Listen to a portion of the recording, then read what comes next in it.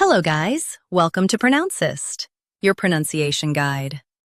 Today we will learn how to pronounce the word shown on the screen, aura.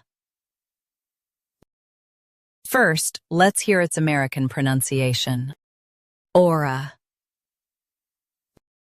Now, read the syllables of U.S. pronunciation shown on the screen naturally. Aura. Aura.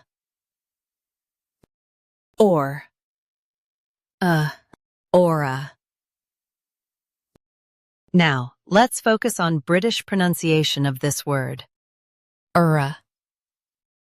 Now, read the syllables of British pronunciation shown on the screen naturally. Ra. Aura. Ra. Aura. Focus on or and keep soft and quick. Aura. Aura. Practice repeatedly and you'll soon be able to say this word perfectly. The best way to practice is to repeat the syllable multiple times. The meaning of the word is distinctive atmosphere or quality. Try repeating this word several times to improve your pronunciation. We post daily videos on useful and commonly mispronounced words to help you speak clearly and confidently.